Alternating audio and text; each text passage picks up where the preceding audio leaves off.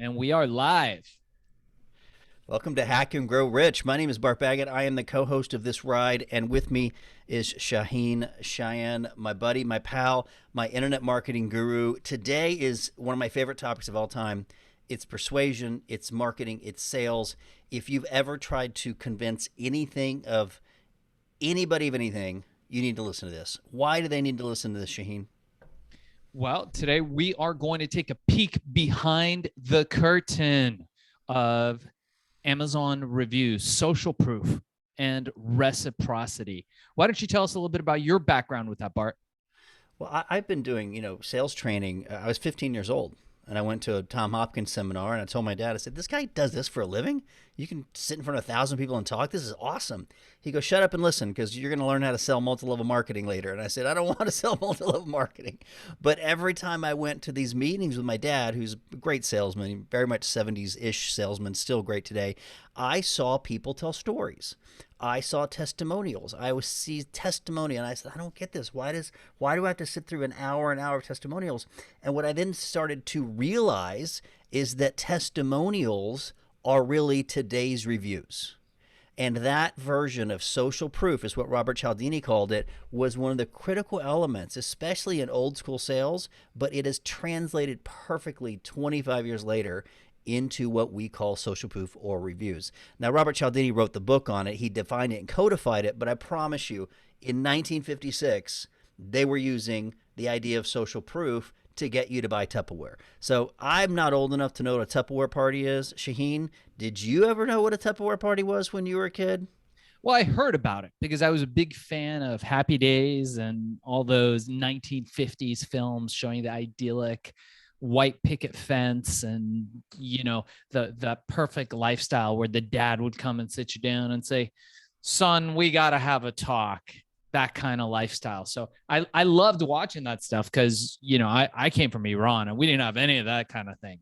So it Well, was like, it was basically like instead of selling it through Safeway or Tom Thumb or some supermarket, this company called Tupperware said, you know what? Let's get all these housewives in the 50s, which, are not really allowed to work. They got together and they threw Tupperware parties. They do the same thing for X-rated toys now because they're not something you can talk about it. And it gives women social something to do. Not now, I'm talking about the 50s, but it was literally one of the most powerful sales tools because your friend is selling you something and your friend is saying she loves it. Now, obviously, none of us care about plastic tubs right now on this show, but the process of someone you trust telling you to go to your favorite doctor, your favorite medicine, your favorite movie, that is the critical piece that we have now translated online. yeah, that is true.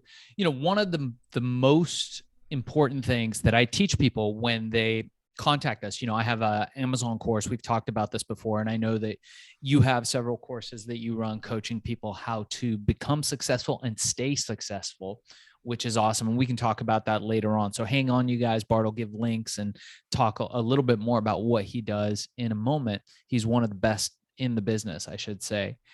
But one of the things that we teach people, one of the most essential things, is that nobody fucking believes you, dude. Nobody fucking believes anything that comes out of your mouth. You. Why? We're tired of being lied to. We're tired of the, Dinkley Dinkley Soda Corporation telling us kumbaya, this is going to be the greatest thing when they're selling fucking sugar water that's giving us diabetes and causing our kids to have their teeth rot out. Their teeth, their tooths, their teeth, their teeth. I don't know. So people stopped believing in that some time ago. As we often talk about, one of my personal heroes, Seth Godin, the great marketing expert who's written a lot of books, including Purple Cow. And he talks about how we used to have disruption marketing where they would come and, bang on your door, no matter what you're doing, watching the Super Bowl and being like, hey, dude, buy a fucking blah, blah, blah drink. And you'd be like, dude, I don't want that drink. I'm just chilling. Okay.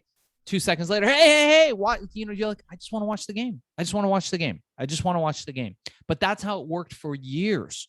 And people believed in these things, but then they were pressured and we were lied to and there were recalls and all kinds of things happened. So people stopped believing in the corporations, which led to the rise of the entrepreneur community, the hustle community that we see now, the people who are starting these small companies on Amazon and getting them out there to sell. But even with those guys, nobody fucking believes you. Nobody believes a word that you say that comes out of your mouth. Why?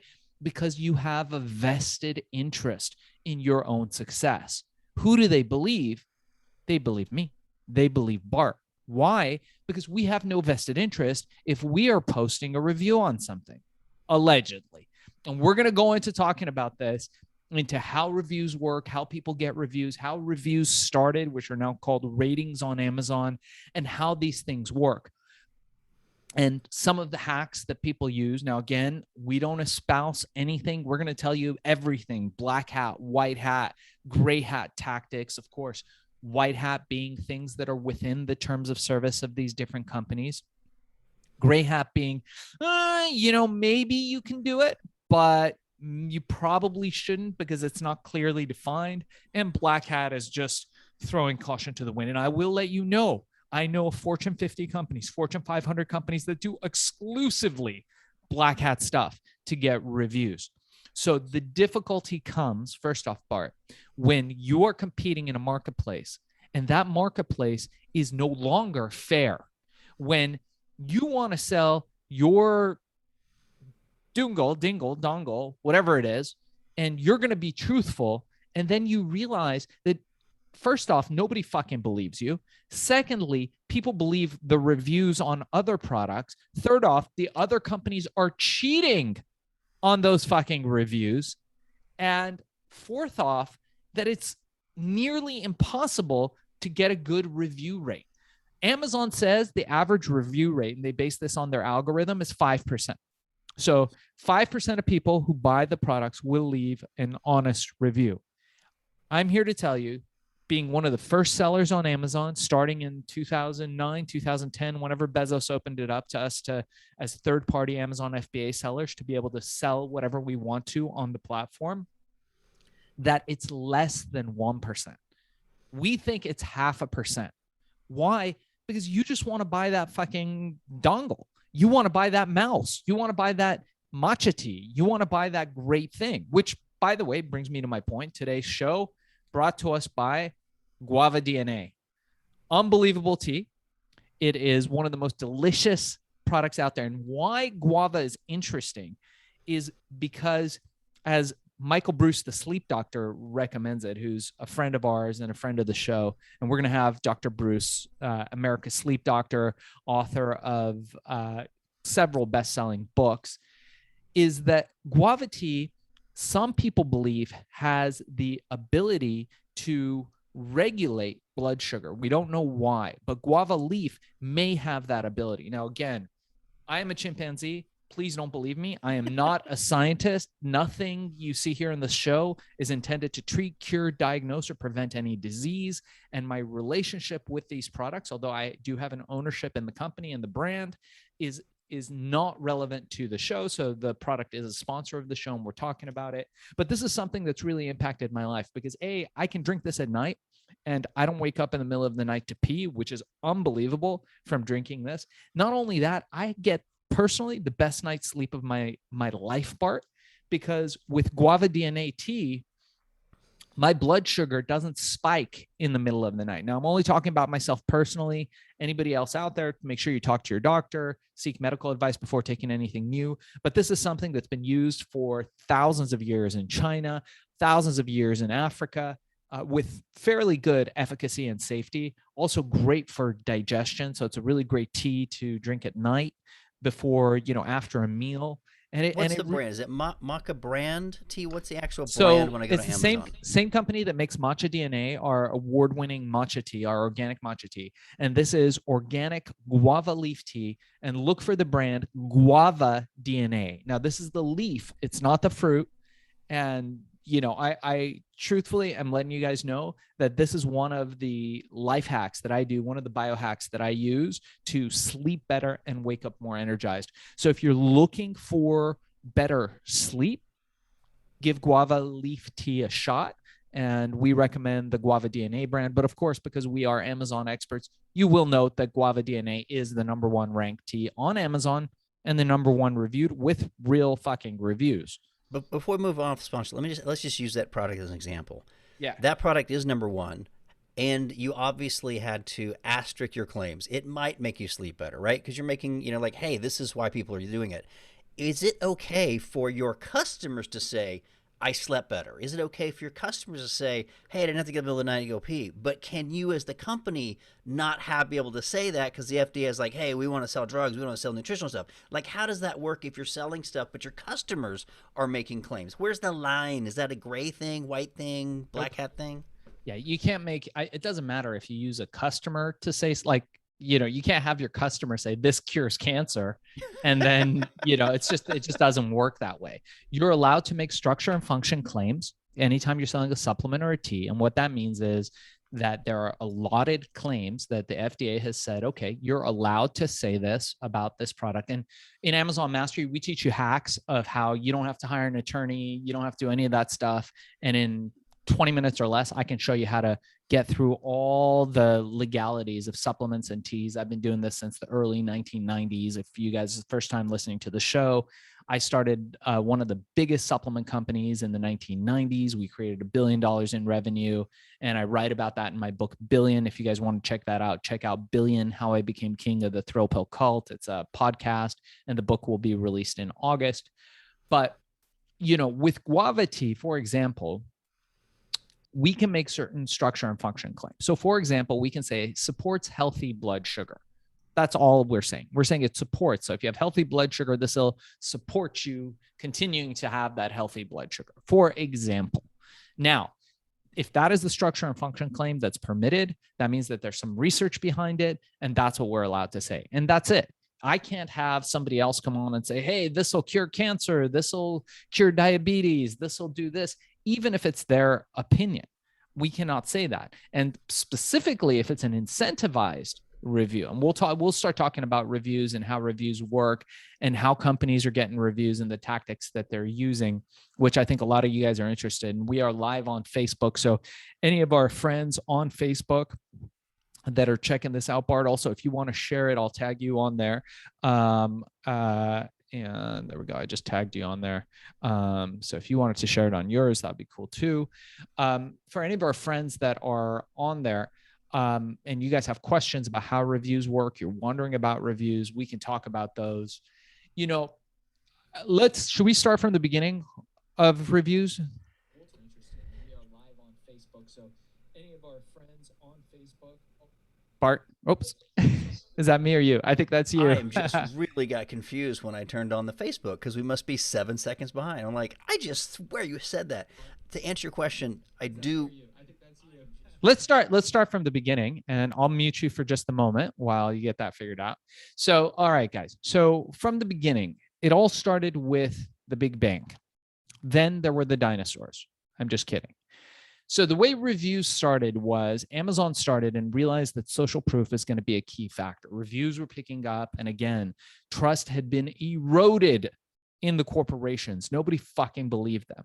And the economy with Yelp, with TripAdvisor, with Expedia reviews, with all these different social platforms that were also conducting commerce were based largely on reviews and on the system of, hey, I want my peers to tell me what they think of this, or I want other consumers who bought it to tell me what they think as the most important component of it.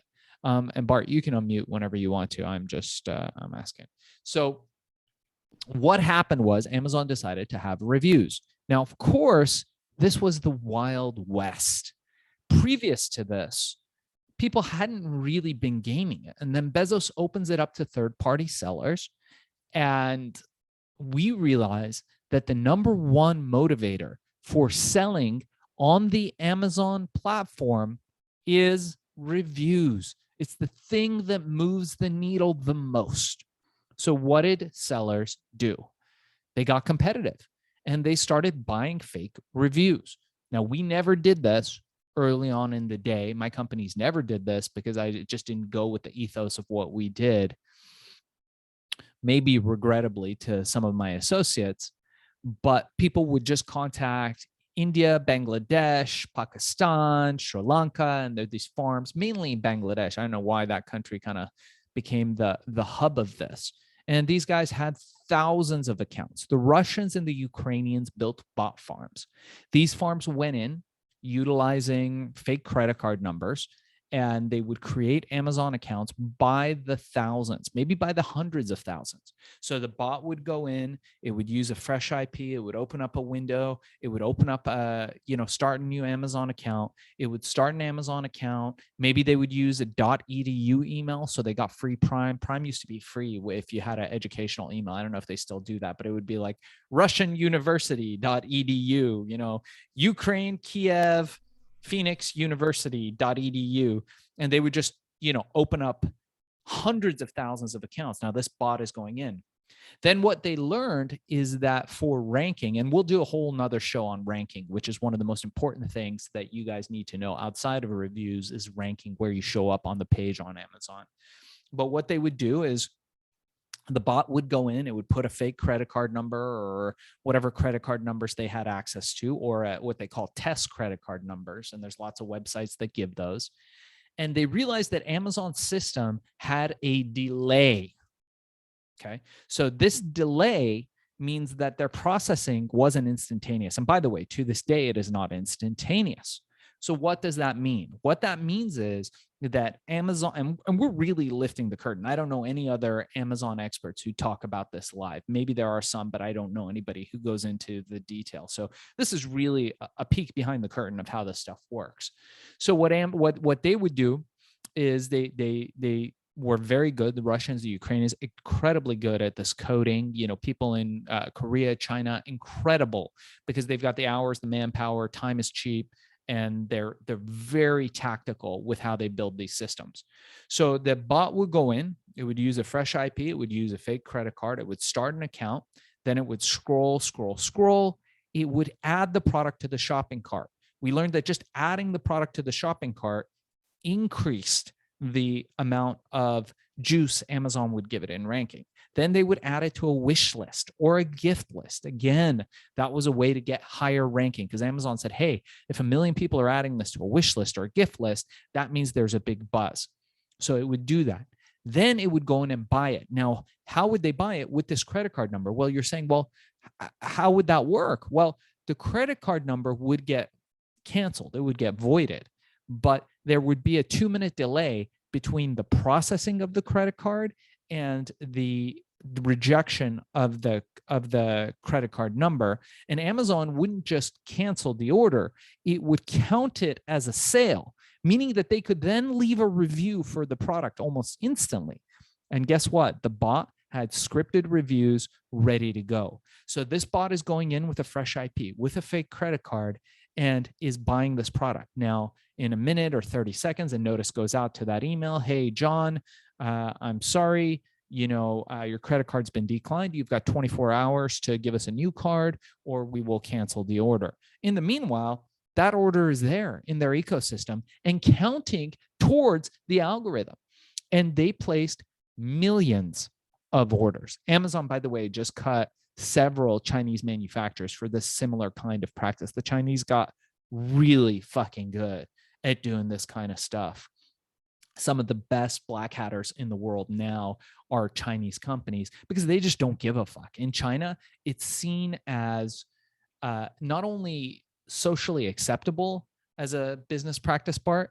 In China, it's actually seen as like a good thing if you're going against any other government or any other system that's not their system or their government. But it's kind of like intellectual property in China. It's your intellectual property. They want to copy it. It's not even a social immoral thing. It's not even, they don't even look down on that. But let me summarize that in case you just joined us on Facebook Live. Shaahin is talking about, let's say that I'm selling candles legitimately in America, but I can't seem to rank against these 17 Chinese companies which are selling candles. Part of the reason, Shaahin, is they've got robots sending reviews, placing fake orders, all millions at a time, bumping up the juice. And so Amazon, in all its wisdom, is still confused on which is the better product and which is real. Is that kind of what you're saying? Is their black hatting us out of business? Well, no. So what I'm trying to say is that Amazon, well, so what happened is Amazon got smart to those tactics, and they cut it at pretty soon. It was about a year run that they could do those kinds of things. And imagine there were companies that got 50,000, 100,000 reviews because you set the bot, you go to sleep, you wake up, and you've got 100,000 orders for your product. Now, for those of you guys who don't know the Amazon ecosystem and how the algorithm works, I'll explain it to you this way. The most important thing is being visible.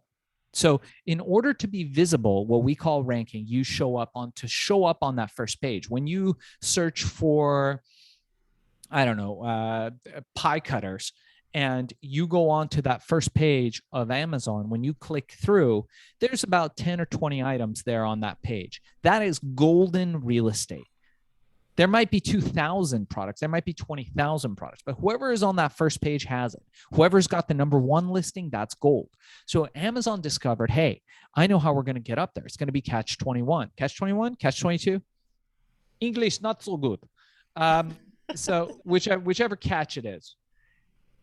And what they did was they designed their algorithm so that the more sales you have, the higher you rank. So if you want to be there in that top 10 of Amazon, what you need to do is to generate sales. Because if a product has a lot of sales, that means a lot of people are buying it. That means that Amazon wants to have that low-hanging fruit on top because it's the best user experience. And a product that doesn't have very many sales, they can push to the back because whoever wants to buy that specific brand will look for it and find it under that brand's keywords. Now, the way they do that is by sales. So the way these companies hacked it was by using these bots. Now, what else these bots did? They went in after the sale during that period before the order was canceled, and they left reviews, hundreds of thousands, maybe millions of reviews, completely fucked their system. And they were furious. Now, it's interesting because the ethos of Bezos is really somebody who is a hacker. Bezos is no stranger to this, which it goes to his credit that he really is an outside of the box thinker. So when Amazon started in the earlier days, Jeff Bezos realized that he needs to start carrying all the big titles. Well, he wanted to carry the Harry Potter book, whichever one it was, the second or third one. And the publisher wasn't allowing them to have it. They were just like, no, we're only selling through bookstores and we're not selling to you. Sorry. So he realized that they were selling it at Target. They were selling it at all these other stores, Barnes and Nobles. And he just sent people out, literally sent people out to buy every copy they could get their hands on. Why? At retail. Yeah, at retail, customer acquisition. So he would send people to go buy every copy at every store, thousands and thousands of copies. And then he would resell it at retail, taking a $4 or $5 hit on each. But guess what? You now, motherfucker, are buying diapers from Jeff Bezos because he got you in with that book. And not only that, he made money on you on day one. That's how smart this guy is, because he knows that every customer that he gets brings the valuation of his company up, brings the stock value up. So if he got 10,000 copies of that Harry Potter book, yeah, okay. So they cost him $5 a piece at a loss. So meaning he loses $5 a copy, right? Not including the time it took the people to go out and get it or whatever. But let's say he managed to get his hands on 10,000 copies. Now Amazon is selling them and he gets 10,000 new customers. Those 10,000 new customers have an LTV, lifetime value, of figure out how much you spend on Amazon every year and multiply that by your lifetime. And I think I read it was $400 to $500 an American. Is that just me because I'm a Prime member, or is that on average? Like it's definitely hundreds of dollars per customer. It's high. It's high. I mean, I spend thousands, but it's high. If you think about, especially during COVID, where we're all getting everything from there, I think those numbers have changed. But now Wall Street looks at him and goes, "Oh, wait a second. You've got 10,000 more customers. They're buying regularly from you. and each one of them is worth this much. We're going to give you cheap money.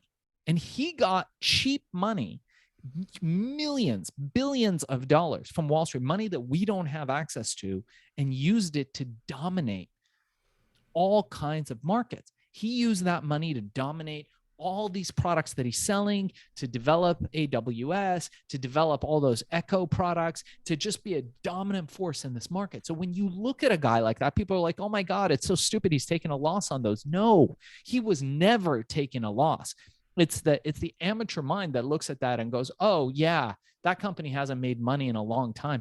Doesn't freaking matter. That company was printing money pretty much from day one. When you see those pictures of him sitting in that office where the desks are on bricks or whatever, he was already a billionaire. He was already a billionaire driving a Honda. Let me address that just for a second, because last week we talked about billionaires, the list of billionaires, what is to be a billionaire. And one of my very first experiences with very wealthy people was in college at Pepperdine.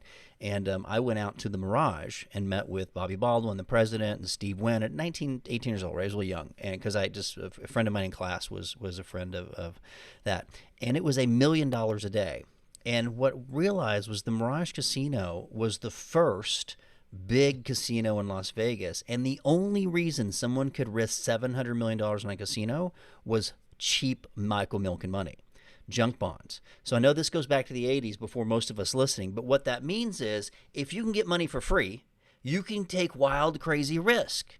And that casino, because I saw the balance sheets in 1992, $1 million in, $1 million out. That's a break even. And guess what? Now there's 18 of those. It's not even a big deal, Shaahin. Everybody's got $1 billion casino. But in 1988 or 89, that was risky. So what you're telling me is because Jeff Bezos had the customers, Wall Street gave him cheap money, he now had all the dice to roll and to play ball that none of us had access to, just like we didn't have access to Michael Milken or Steve Wynn money. Yeah, you're right. And Brett, where Brett Goldstein is commenting on live, he's saying he's not so smart. His ex is like the richest woman on the planet now. We'll talk about that, but it doesn't matter to these guys. That absolutely doesn't matter. Okay, so Bezos is now the second richest guy in the world. How much money can you spend? How much money can you have? It absolutely. I bet you it wasn't even a line item to give his wife what she took. He probably wasn't happy about it for whatever reason, but he's got a new girl now. He's living his best life. It impacts him zero. Now you can argue, a lot of people would argue that, hey, she was with him from before he was this wealthy and she's entitled to it. We're not going to get into He's that. on the billionaire list. I think she's doing all right. I've got no tears for either one of those people. No tears for either one of those people, but I don't think that's a measure of his intelligence. Remember, Bezos came from D.H. Hutton, one of the big influential venture capital firms out there. He was not a layman. He was not this like bald, like little nerd, like, or whatever his laugh is. Just this little nerd with like, oh, I'm going to start, the picture that they're giving you of him. He was a fucking sharp, brilliant dude who understood business, was ruthless, relentless, and was going to go out there and get it no matter what it took. So much so that his boss at D.H. Hutton, when he told him that he was going to leave, said, what the fuck are you doing? No, I'll double your pay. Please come stay. Whatever you want to do it within our firm. And Bezos had the foresight to say, no, I'm going to go off on my own and take that risk. Remember, in Black Swan, Nassim Taleb teaches us that your level of success is equivalent to the amount of risk that you take. The guy that has absolutely total risk could lose everything, go into complete bankruptcy and lose the shirt off his back, has a higher likelihood of success than the guy that comes in, clocks out, and is guaranteed the paycheck in general terms. So let's get back to reviews. So those were the early days, guys, the early days of Amazon. And we invite you guys, we are live on Facebook. If you have questions, please join us on Facebook Live and ask your questions. We'd love to hear them. In the early, yeah, go ahead, Bart. Let me reframe reviews just for a second, because early days of as Amazon's one thing, but they still have reviews in other places. I have recently added a tag on some of our emails to go do Google Map reviews. If you're a local plumber or you're a local technician or painter, those local Google Maps are probably more important than Amazon. And all those companies are fighting for your eyeballs, whether it's on your phone or whatever. So, whatever service business you're in or product business, those reviews show up and they're probably not on your platform. I literally have hundreds of reviews, Shaheen, on my computer, but they're not necessarily on Amazon, on Google Maps, or on each website because I don't own all those platforms. I have to That's go right. dig them up, put them in a graphic, put a photograph on them, put them in an email. Like we're talking about 20 years worth of reviews. You need to have them in front of where your customers are. Now that slides into what you are because right now that's your main distribution system, or at least your students is Amazon. But if you do sell directly on Etsy, directly on your website, directly on Google Maps, they need to be right there, and you got to make it easy for them to do it. Yeah, absolutely. And we talk about this a lot in the course. But by the way, for anybody who is interested in becoming an Amazon seller, reach out to me. I'll give you guys the URL. It's fbasellercourse.com. That's fbasellercourse.com. Go ahead and sign up. I'll do a free 15-minute consultation with you and happy to give you our 1-hour course for free. Just mention the show, Hack and Grow Rich, and we'll give you access to that course for free. It's everything you need from A to Z with reviews, everything that you need to start an Amazon business. So a lot of people have done it and been very successful with that. So please reach out to us. I want to help empower you just as I know Bart does. We both have other careers. I'm busy selling on Amazon. Bart is busy doing all the great stuff that he does, including consulting with some of the wealthiest people in the world, coaching some really serious winners out there. And we do this show to be able to impact you guys, and the things we offer you guys we really hope can help improve your lives. So let's move on to what happened next. So we've got a short amount of time, and I want to wrap up the full picture of what happened to reviews. So Amazon got smart to this, and they realized at first they were like, hey, this is all free content, man. This is fucking great. You guys are popular. Every time you leave a review, most people don't think about this. You are creating content and giving ownership of it to Amazon or to Google Places or Yelp or whatever for free. You are an employee now with zero pay. You are writing something for them, taking a picture, making a video, giving ownership on their platform. Those words in your reviews are searchable by their algorithm and other people searching for those keywords. Remember that. Oftentimes people find products on Amazon by the keywords you have left in the reviews that you leave on there. Same for Yelp, Google Places, whatever. So Amazon realized that if trust in their platform got eroded, and people got smart to this because, dude, Bart, it was so stupid. These people just, they stopped thinking because it was so easy for them to leave fake reviews that they started like leaving reviews like great product, fantastic, good, thank you, awesome, and all misspelled. They couldn't be bothered to spell good right. I can tell you how many God reviews we saw, but they didn't care because all it was like a million reviews populating with these bots. It's like the Matrix, just numbers running down a thing. That Amazon was like, okay, so trust, this is getting crazy. Trust has eroded in our system. Let's crack down. So they went in and realized they brought in a couple security companies, security experts, programmers, coders, and they realized, holy shit, something's really wrong here. And I remember talking to them in the early days. They consulted with us on a lot of these different factors and how they could fix it and make it better. And they seemed to listen to a great part. But what they were thinking is, holy shit, like this is a way bigger mess than we thought. So how we need to at least give the appearance of cleaning it up. And the only way they could do it was to wipe reviews wholesale. Because remember, again, as an Amazon seller, as an Amazon FBA seller, you are not Amazon's priority. Amazon could give a fuck about you. You are not part of their long tail. All Amazon cares about is seller experience, their share value, and them making money in Amazon. Amazon does not care about you as the seller. They care about the customer because they're customer centric, et cetera, blah, blah, blah. But they don't care about you as the seller. So if they cut you, there'll be 50 others like you. It doesn't affect their bottom line one bit. So now as a seller, you had maybe, let's say you had 50,000 legitimate reviews, you had maybe 10,000 bad reviews. They wiped it all. It was the first great purge of Amazon, the great purge of 2013 or whatever. And sellers were devastated because even if you were doing white hat stuff, which means you weren't doing anything that was against terms of service, they still nailed you. They still took down all of your reviews if it didn't meet their algorithm. And sure, they got rid of a lot of the bad actors and made it a lot harder to get reviews. And by harder, let me just be crystal clear. Guys, if you're listening, when it says harder, that just means more expensive.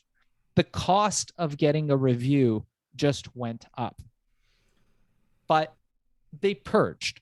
So products, we had products that had 50,000 reviews, 70,000 reviews, all completely wiped away. Now, I know a lot of you guys, this is a topic we should talk about, are looking, there's a few websites out there that show fake reviews and trust review, whatever those things are. Those websites are complete bullshit. Allegedly, I'm just saying this, so none of them contact us. I'm not going to mention any of them by name, but they're trust review websites, the ones that tell you if reviews are real or fake. And here's how you know. Go ahead and put in Amazon's own products in there and see what rating it gives them. Put major products in there from big companies and see what ratings it gives them. Amazon's own products have a big fake review rating on those websites. Their algorithms are completely flawed, if at all. I suspect a lot of those companies just have random they're just for show. I think it's just random. If you put in a product, it'll just show you that it's fake and has a low grade or whatever. It's just a random grade generator, because people, you don't know the difference between how many reviews are on there, how many are real, how many are fake. So I think they got lazy on those, if you guys know. All right. So how do companies get reviews now? And since Bart, Amazon has done several purges. Brett Goldstein, we're going to get to your question again, and we're going to let you know. You want to know, how do you get people to leave a review? If I find people who know what to write sometimes, so they don't do anything, even though they like service. Okay. I'm going to explain that to you, Brett, how reviews work. So there's a couple different ways reviews work. There are services that sell reviews. They still do this. And those companies have lists, internal lists of buyers. Those buyers will buy the product at full price. Those buyers will wait a 2-week, 2.5-week mandatory period. It should be random, by the way. So if anybody's doing this and we don't espouse this, you can get your Amazon account canceled for doing these. You should only be doing real reviews according to Amazon's terms of service.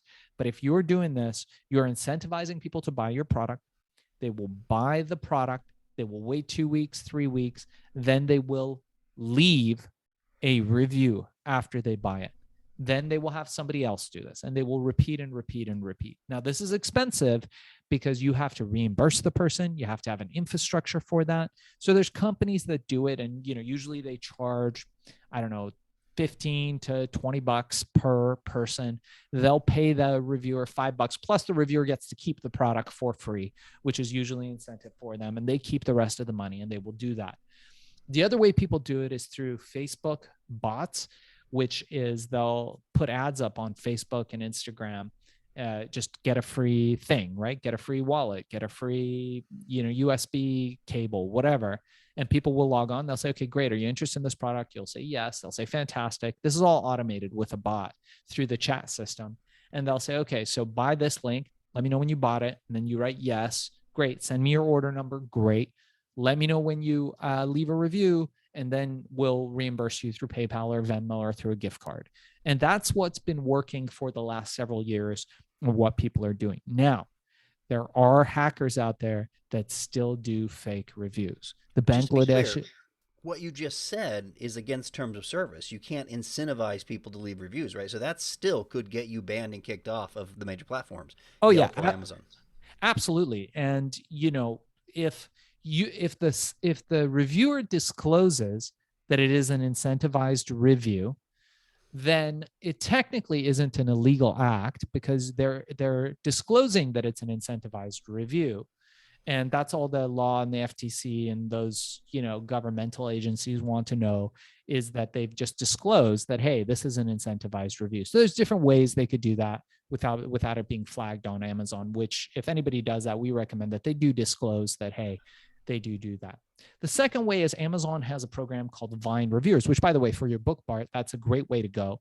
And those are reviewers that are Amazon reviewers, and you will give them the product for free and they will leave it and it'll say on their Vine reviewer. Now, the problem with that is a lot of them are like stay-at-home moms, soccer moms, whatever, and stay-at-home dads, whatever you want to call it. And they fancy themselves, Bart, as journalists.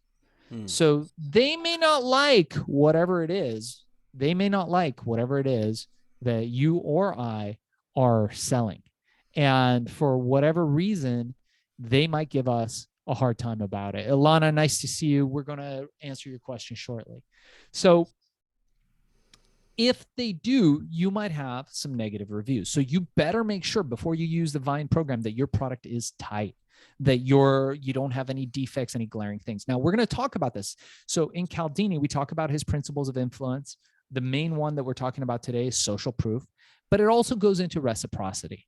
If they're getting good value and they're getting it for free, most of the time, people will give you the benefit of the doubt, even if your product is a little wacky. And what they will do is they will leave you a positive review, or mostly positive review, right? There's a lot of like 4-star reviews because, they like to hold one back for that, Hail Mary. Typo. Damn, you got a typo on page 47. That's right. Give you a 4-star. That's right. So now, Ilana, what you're talking about, Ilana is asking, almost every product I've bought recently is made in China, contains a business card with the item offering 10 to 20 gift card for leaving a 5-star review. And those are the companies that Amazon has taken down. That is now doing that is against Amazon terms of service. Ilana. Putting that little card in the out. So if I send the book out, but I put a little card that says leave a review, they can cancel my publishing account? Correct. You cannot solicit a review. Now, what you can do, and this is an interesting tactic, you guys, again, I'm not espousing any of this to you guys, but what I'm telling you is this is how it should be done, is you could have a landing page and you could invite them to a private group, offer them a warranty, we teach this in Amazon Mastery, by the way. So Brett and Ilana, if you guys want to learn how to do Amazon, how to sell on Amazon, please reach out to us. We'll share the URL with you shortly, and reach out to us and we'll share that 1-hour course with you for free that teaches you how to do most of this stuff. But the way to do it is to put a card in there and invite them to register their warranty. Invite them to get something for free. You're not talking about reviews. You're just saying, here's a card, get something for free. You're just building your community in another location. Later, then you may ask for removes, then you may ask them to buy something else, then you may ask them to come to a live webinar. Who knows? But yes, you're pulling those people off of their ecosystem, which for me is a direct response guy, which means I was way before the internet. I was working and literally snail mailing my own customers that heard me on the radio. I had a direct relationship with them. There was no Bezos in between us. If I wanted to tell them I'm coming to California for a seminar, I'd send them a letter or call them on the phone. And I had my own group. And over time, now Zuckerberg has my list and Bezos has my list, and my list has gotten smaller. So frustrating. Bart, that can be the name of your new sitcom, Bezos in Between Us. I kind of like that. This sounds like a rated R one. I don't think that's the perfect name. I like it. All right. So the third way is there are websites out there that are incentivized websites, and they don't ask for reviews specifically, but they offer you the product at a discount. So there's a couple out there. There's one called JumpSend. There's one called UberZone. There's a bunch on there. And then there's Facebook groups where they're giving away products at a discount. People are like, hey, is this a scam? There are scams out there, but generally it's not a scam. Generally, it's working on the principle of reciprocity. They feel that if they give you the product for a steep discount, that you will buy it, they will reimburse you, and then you will likely think, dude, I just got this portable refrigerator for $20. It's $100 item. And look at this amazing deal I got. Not only am I going to tell my friends, I'm going to leave a great review because I feel obligated. So I'll tell you a funny story. I invented mostly what modern herbal cigarettes are. There were a couple brands out before us, but what the standard is for Hollywood studios, what people smoke on the set, is something that we invented. It was ecstasy cigarettes back in the day. We did another one called American Indian. It was a big deal. We sold millions of dollars worth of that stuff. And I remember coming out with my new brand, and we went to a trade show. And I thought, all right, so this is a weed trade show before weed was legalized in California. And I thought this is going to be a golden opportunity. These people don't smoke tobacco, they smoke herb, right? Weed is an herb. They'll freaking love us. This is going to be amazing. So we go to this show and people are coming up to the booth and they're like, does it have weed in it? We're like, no, weed isn't legal. It's just an herbal cigarette. Well, what's the point? Does it get you high? No, but it doesn't have all the, nasty stuff that's in regular cigarettes, and, it might be a nice alternative. And they would just walk and walk away. It was almost like they were interested in one thing. So we did that for a day, and I was like, all right, this is a losing proposition. We're not getting any interest in what we're selling. Not only that, we're getting negative interest. I think a few people threw some curse words at us, right? They were so religious about weed. Like, there was like a little religion. So I was like, all right, so here's what we're going to do. I had my wife, I said, hey, honey, go to the car. And I think my buddy was with her. And I was like, hey, you guys go to the car, grab all the boxes. And I had some free DVDs and t-shirts, not free DVDs, but DVDs and t-shirts. I had a film production company, nothing to do with the cigarettes. And I said, bring them. They go, what do you want us to bring those? That's for another trade show. I said, it's okay. Just bring everything. So they brought the boxes of the stuff. And the next person that walked up to the booth, I said, hey, you want a free t-shirt? Didn't talk about the product at all. The person came and gave him the t-shirt, talked to him a little bit, built rapport, smiled. And then I gave them a DVD. I said, hey, here's a movie. It's, it's $20. Back then it was, pre-Netflix and all that stuff. So it was like, here's a DVD. Here's a cool movie for you to watch. They were like, wow, you just gave me a shirt and a thing. They're like, what do you do? And I said, oh, it's, not so important what we do. I just want to give that to you. And they'd be like, no, tell us. This is fascinating. And I'd be like, well, we make these herbal cigarettes, and they have less smoke, tar, carbon monoxide. They're made with herbs on an American Indian reservation, whatever. And the guy was like, I should buy it. Let me buy. How much? And then the next guy, the same thing. And the next guy, the same thing. We sold out that show, Bart. That turned out to be an amazing show for us.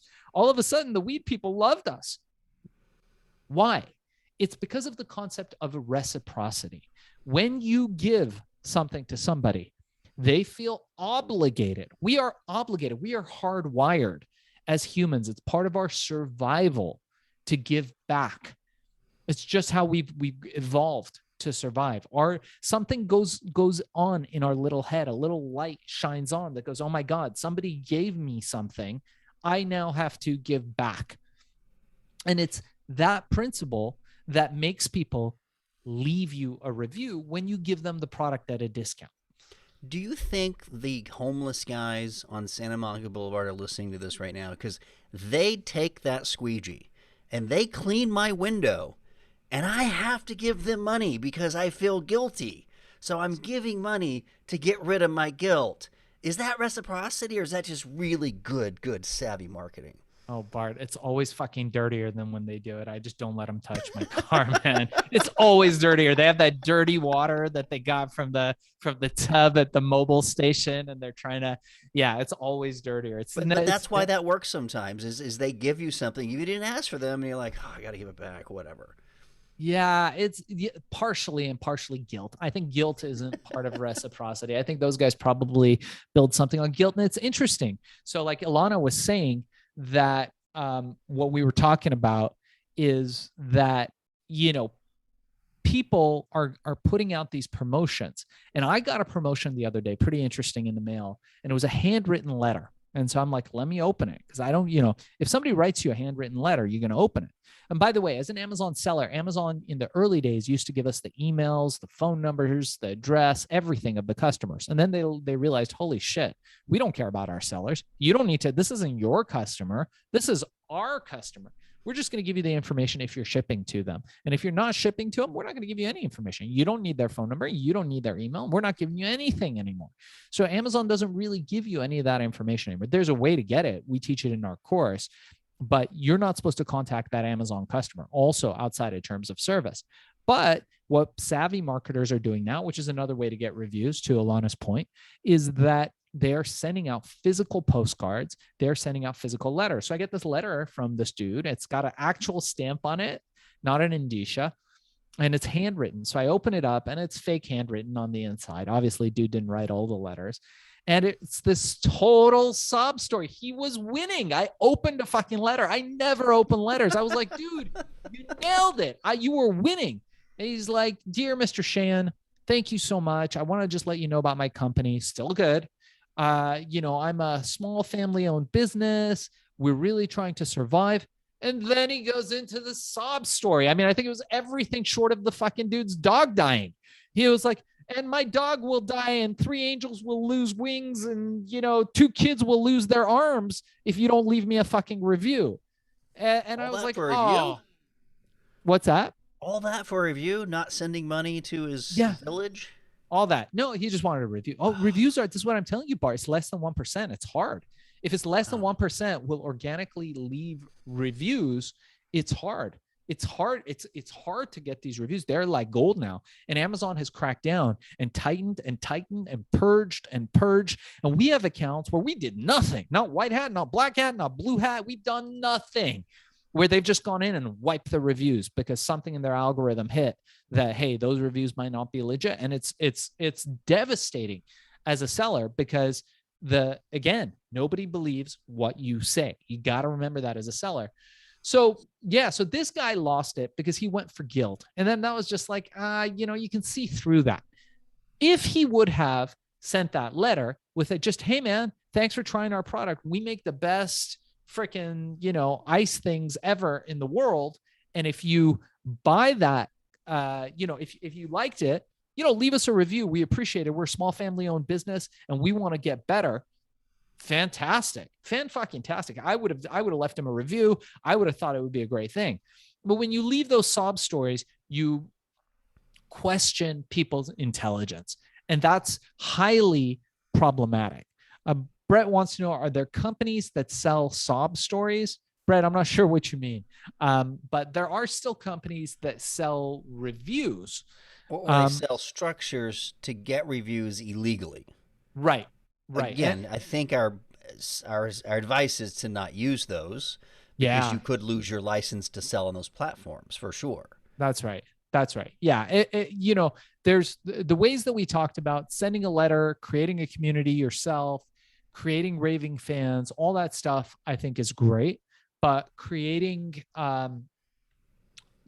just buying fake reviews is what the Chinese companies do and why they got shut down. Amazon closed down companies that were earning hundreds of millions of dollars in revenue for them and for themselves, selling very common things like USB drives and banks, power banks, and those kinds of things, because those companies were doing this like egregious fake review purchasing where you look at it, you're like, holy shit, they've got 40,000 reviews on a USB, power bank or something. And Amazon just wipe them and cut them off. They don't care. So a lot of times what the Chinese will do, the Chinese companies, I should say, by the way, anybody who is actually Chinese, I'm referring to Chinese sellers mostly using gray hat tactics. So please don't Not our take it. dear Chinese American friends listening, right? No, of course not. Dude, there's something you say every episode that's going to get us canceled. I'm telling you, I try and keep them on a leash, but damn you. Yeah, well, yeah. I mean, obviously, that's not what I mean. What I'm referring to is Chinese companies, Russian companies that use, especially Amazon sellers. So the Chinese Amazon sellers, what they do is they have multiple seller accounts. So you can buy Amazon seller accounts, which are a commodity now for under $5,000, 5 or 10 grand. So they'll buy 10 of them. And what they'll do is they'll run 1,000 fake reviews. They'll do ranking hacks. They'll run bots. They'll do whatever. They'll make $500,000, and then Amazon closes out the account. They've pulled the money out already, and they're on to the next company that they do. And this kind of like, quick burn companies is what we call them, because they just burn quickly. They move a lot of inventory, then they move on to the next company. And it's really not a sustainable tactic, but it kind of goes with this like dog eat dog kind of philosophy that is, really predominant in a lot of these places. Well, they're also selling commodities, which are kind of interchangeable in the consumer mind, not necessarily a matcha tea or a book that I wrote or something that, were handmade candles from your grandmother. They're selling these massive items that they're importing by the hundreds of thousands, which the average consumer knows no difference, correct? Yeah, and I'll tell you something else, guys. So this is really interesting because this really has turned into a more of a conversation about black hat tactics on Amazon, but we can talk about this. That's probably So a better search engine than white hat anyway. So as people are going to look up this episode. Ah, that's why they talk about black hat tactics. But we're not recommending them. For the record, we're totally against it. Tell yeah, me more. yeah, right. Yeah, for anybody who wants to, just schedule a call with me, I'm happy to share with you guys all the secrets of this stuff. I've got no loyalties to black hat tactics or anything like that, and But you do have a dozens of personal brands. You've got dozens of customers that are building Amazon. So you have a strong incentive to be white hat because you want them to stay in business. And Amazon's the king, so you want them to maintain their business. There really is an incentive for white hat because it keeps your business going. yeah, I'll tell you, Bart, none of the products that I sell that have been uber successful, none of the Amazon companies that I have that are uber successful have been that way from doing these little tactics. It's short-term thinking. And when you want to talk about creating generational wealth, creating legacy, creating companies that are worth millions of dollars, we got companies now that are being sought after by all the big Amazon aggregators. We're talking to companies that have raised billions of dollars from Wall Street looking to buy these companies. They're looking for something totally different than, a company that's a crash and burn. So you don't want to be a crash and burn company. You want to be a company that builds over time. And it's kind of what you teach, Bart, is getting rich slowly. How do you get rich slowly? How do you get rich and stay happy? And that's really what we teach. So I think guys, if anybody has any other questions, we're happy to answer them. Just go ahead and type them into the Facebook Live. Make sure to like and subscribe the Hack and Grow Rich channel on YouTube. We will share that link.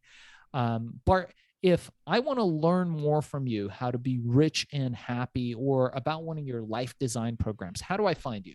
Yeah, I think that most people, unless they're just learning here, they think I'm a handwriting expert, which is one of my claims to fame, and it helped me get on TV. But I have been most passionate about the life design sort of structure. There's a website we recently launched called Prism Life Design, PRSM, Prism Life Design. And we're actually starting these programs where we're teaching people these sort of NLP breakthrough where people change their habits and belief systems. The book comes with it for free. You can always download the book at getbartsbook.com. But I give these away, Shaahin, because I don't really need the money. In fact, even these programs we're doing, me and my sister were discussing it. This has been like the happiest few years of our life. She's got a new kid. She's got a new husband. Like, we really want to give back.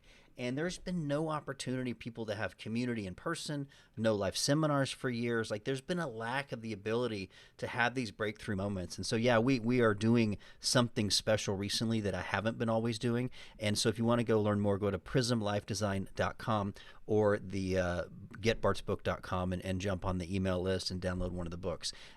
Before we go, I wanted to mention your Amazon course too, but I just wanted to reframe a little bit of the Robert Cialdini's Principle of Persuasion. We may have to revisit that because we always come back when we're talking about sales to some of the principles from some of the greats. And Robert Cialdini talks so much about social proof, but also 5 other things, which I think we should get to in another episode.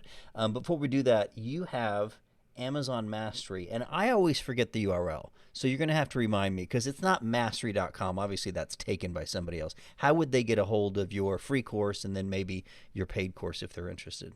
Yeah, guys. So if you want, actually, you got to do the 1 hour crash course. It's actually $200, but if you sign up here and mention Hack and Grow Rich, you get it for free. That's $0, no obligation. Go to www.fbasellercourse.com or go to ShaahinShayan.com and contact us through there. You can go to Amazon Course, and we're happy to do that.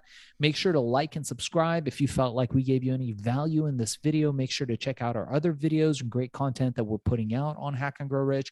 Bart and I do this every week, and we are delighted. Bart, give us the website on how we can get your book, and I will put it into the Facebook Live. Sure. So get Bart's book, plural, getbartsbook.com. That kind of takes you right into a landing page on one of my best-selling books called The Magic Question.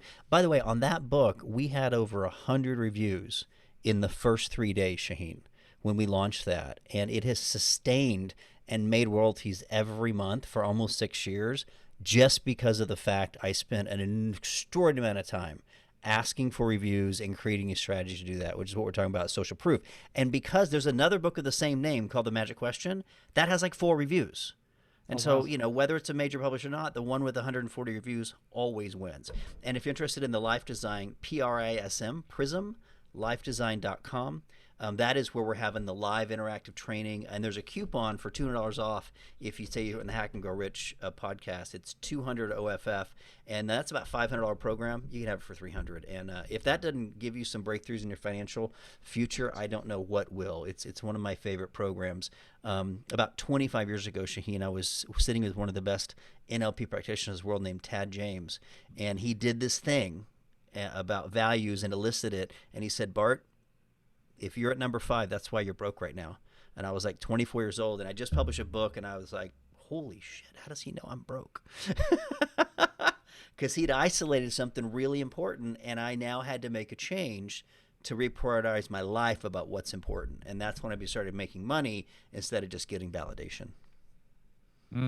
And that's a great way to leave it. So thank you guys for joining us on Hack and Grow Rich. Let us know in the comments below who you would like to see on the show. We are going to get some great people. We'll be talking to Robert Cialdini's people and to see if we can get him on the show. I'd like to get Paul Ekman on. I know, Bart, you are thinking possibly getting Jack Canfield on, and some of our other friends, Chris Voss, the FBI negotiator, Nolan Bushnell, the founder of Atari. Let's get some great people on the show. Let us know who you would like to see on. And if you thought this was great, please share it with somebody who you think this can bring value to. We got a lot of great content. And hit the subscribe button. I think that's the most important gift you can give us. Hit the subscribe button on YouTube as well as the podcast you're listening to right now. Yeah, and if we've offended you, just unlike us. That'd be great. All right. Highly likely. Have a great week, and we'll see you guys next week.